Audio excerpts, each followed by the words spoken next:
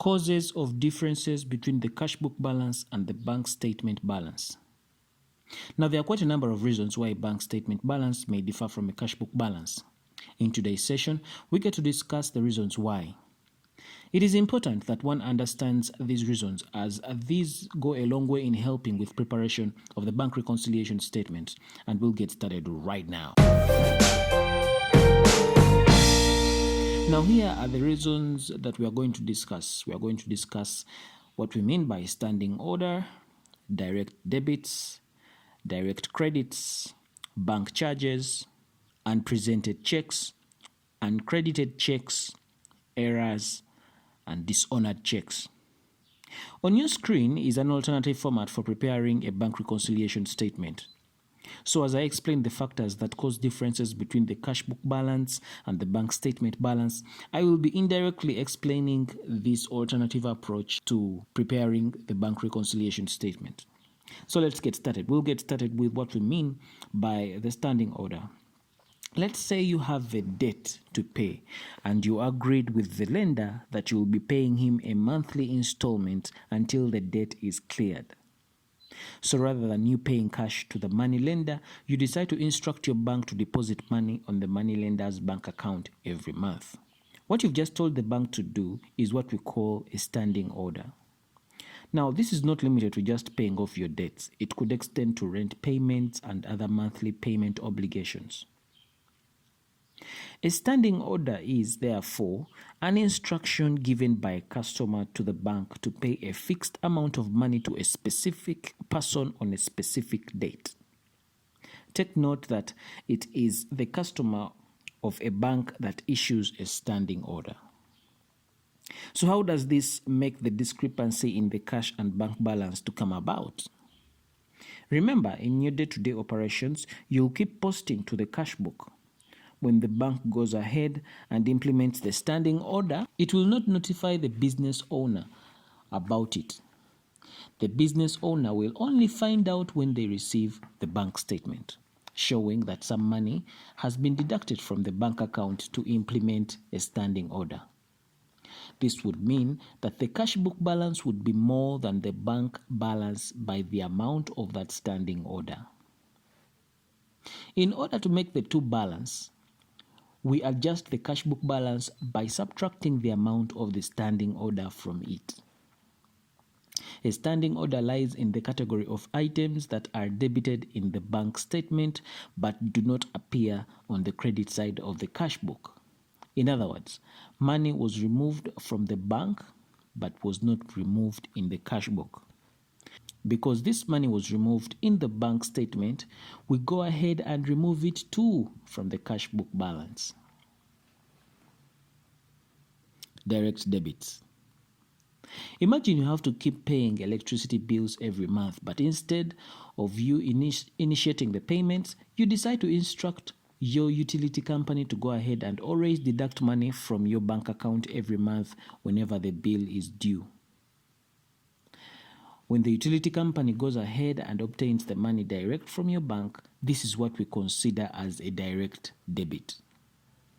Direct debits are payments that have to be made, such as electricity and water bills, and they are paid in such a way that you don't ask the bank to pay the bills as it is the case with a standing order. But rather, you give permission to the creditor, in this case to your utility company, you give them permission to obtain the money directly from your bank account. This is useful if the amounts to be collected vary from time to time and since the amounts are determined by the creditor. Take note that with a standing order, if the amount to be paid out is to be changed, the client has to first communicate to the bank. With direct debits, it is the creditor who informs the bank of any changes in the amounts collectible. So how do direct debits cause a discrepancy between the cash book balance and the bank balance? Well, during normal business operations, when direct debits happen, the business only gets to know about the direct debit when they receive the bank statement, since a direct debit is something that happens in the bank without the business knowing. Since some money has been deducted from the business bank account in the name of direct debit, it means the cash book balance is overstated by the amount of that direct debit. To make the bank balance to reconcile with the cash book balance, we deduct the direct debit amount from the cash book balance. As you can see, direct debits also lie in the category of items that are debited in the bank statement but do not appear on the credit side of the cash book. This is the same as saying money was deducted in the bank statement but it wasn't deducted in the cash book. That's why we go ahead and deduct that money from the cash book balance so that the two balances are able to agree. Direct credits. Sometimes a business may have debtors who, instead of paying cash at the business premises, decide to deposit the cash direct to the business's bank account. When this happens, the bank will go ahead and credit the bank account of the business. This is what we call a direct credit. However, the business itself will not know about this until it receives the bank statement. The bank statement will show that the business received money that has not yet been recognized in the cash book as received. This means the bank account balance will be higher than the cash book balance by the amount of the direct credit. To reconcile this, we go ahead and add the amount of the direct credit to the cash book balance. From what you can see, this lies in the category of items that were credited in the bank statement but do not appear on the debit side of the cash book. In other words, this is money recognized as received in the bank statement but is not yet recognized as received in the cash book. So that is why we add it to the cash book balance. Bank charges. Bank charges are simply fees charged by banks for services rendered. They include checkbook charges, ledger maintenance fees, among other fees. When bank charges are deducted from the bank account balance, the business will not know about this until they receive a bank statement. So when the business receives the bank statement, it will show a balance that is less than the cash book balance, since these bank charges will have not yet been deducted in the cash book balance. To fix this, we go ahead and reduce the cash book balance by the amount of the bank charges.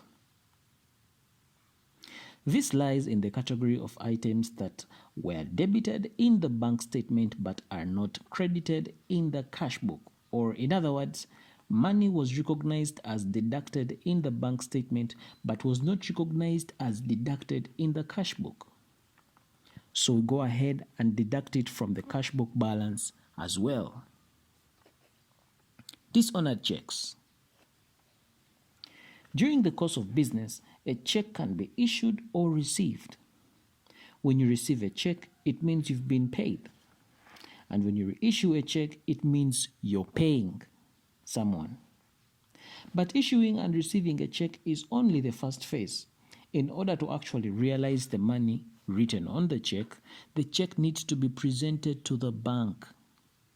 When you issue a check, you'll indicate in your books that you've given out money. Therefore, you'll credit the cash book. However, if the check is dishonored, it simply means that whereas in the cash book you've recognized that you've given out money, the bank has not deducted the money. In other words, money has been deducted in the cash book, but it has not been deducted in the bank statement. This would mean that the cash balance in the cash book is less than the bank statement balance by the amount on the dishonored check. To fix this, we go ahead and add back the amount of the dishonored check to the cash book balance.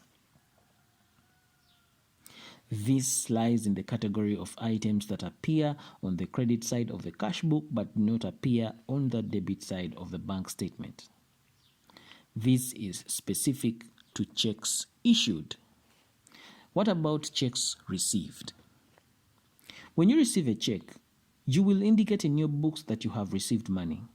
Therefore, you'll debit the cash book. However, if the check you received is dishonored, it simply means that whereas in the cash book you've recognized that you've received money, the bank has not recognized this receipt of money, and so the bank has not credited your account with the money on the check. In other words, money has been added to the cash book balance, but a corresponding addition of that money on the bank statement balance has not been made. This would mean that the cash book balance is more than the bank statement balance by the amount of the dishonored check. To fix this, we go ahead and deduct the money on the dishonored check from the cash book balance. Now, this lies in the category of items that appear on the debit side of the cash book but do not appear on the credit side of the bank statement. And this is specific to checks received. But why may a check be dishonored? A check may be dishonored due to one of the following reasons. Maybe there is insufficient funds on the drawer's account. Maybe they are differing signatures on the check. Maybe the errors on the check, for example, amount in words is not similar to the amount written in figures. The other reason could be maybe the check that has been issued or received is stale. Checks presented to the bank 6 months from the date it was prepared, that they become stale checks and they are dishonored as a result. Then you may find maybe a check is a post-dated check, meaning it's not applying to the date when it has been presented. So then we also might have issues like the drawer may write a check and then maybe stop the bank from cashing the check. So these are just some of the reasons that might cause a check to be dishonored. Well, let's continue with the factors that cause the discrepancies between the cash book balance and the bank statement balance. There is what we call errors. We can have errors either in the cash book or in the bank statement. Now, an error is a misstatement or an unintentional mistake made in the books of accounts. Errors made either in the bank statement or cash book can lead to differences in the cash book balance and bank statement balance. Errors can be due to things like complete omission of an entry.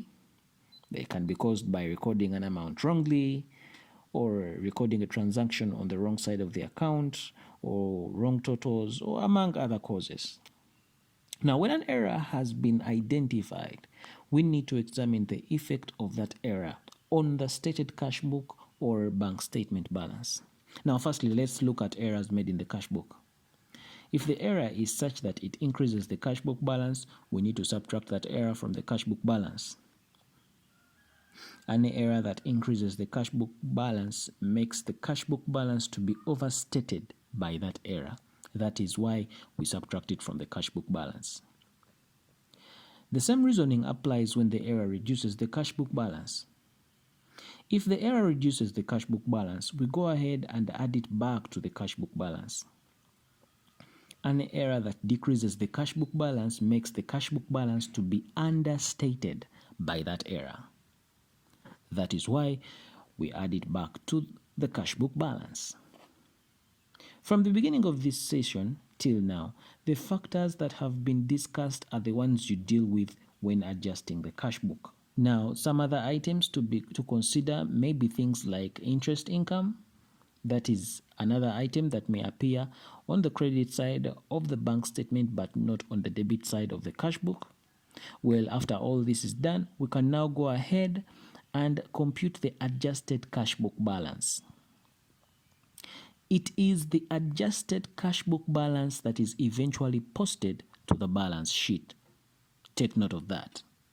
Take note that the cash book balance at the top is before adjustments are made. It is after the adjustments are made that we get a new cash book balance, which we eventually post to the balance sheet. Now it's time to deal with the other part of the bank reconciliation statement. In this second part, we start with the adjusted cash book balance. However, at this point, if the adjusted cash book balance is still different from the bank statement balance, then we seek to reconcile the two balances. This takes us to more factors leading to discrepancies between the bank statement balance and the cash book balance. unpresented checks. When you're running a business, sometimes you may choose to pay someone, say your supplier, by issuing them a check. Issuing them a check means that they can go to your bank, present the check, and then they'll get paid. But sometimes you can issue a check and the person you issued it to has not yet presented the check at the time you obtained the bank statement. If the person has not yet presented the check, it technically means that you still have the money with you since the money has not yet been collected. When the check was issued, you went ahead and credited the cash book to recognize that you've given out money. But since the money you recognized as having given away has not yet been deducted from your bank account, because the check has not yet been presented, this would mean that you still possess the money, and so the thing to do is to add that money back to the adjusted cash book balance. Uncredited checks. Just like the way you may pay some of your suppliers by issuing them a check, the same is true for some of your debtors. The debtors or other people may choose to pay you by giving you a check. When you receive the check, your role is to go present the check to the bank so that they credit the check to your account. However, if at the time you received the bank statement, the bank hadn't yet credited your account with the checks you had presented to them, then we consider these as uncredited checks. In other words, these uncredited checks represent money you have recognized as received in your cash book, but not yet recognized as received in the bank statement. Since the bank has not yet credited these checks, it only means that technically this money has not yet actually been transferred to your bank account. So what we do here is that we remove this money from the cash book, adjusted cash book balance. That is why we go ahead and subtract the uncredited checks from the adjusted cash book balance when constructing the bank reconciliation statement.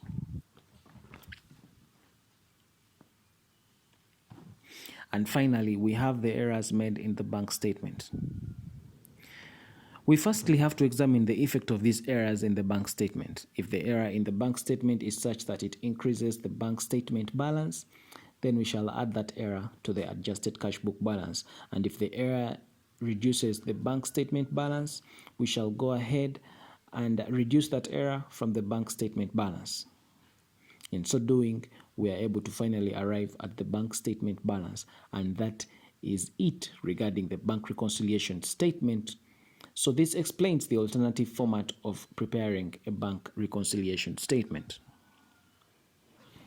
In a nutshell, a bank reconciliation statement can be prepared by one of the following formats. The first format could be first adjusting the cash book, then thereafter you begin with the adjusted cash book balance till you arrive at the bank statement balance.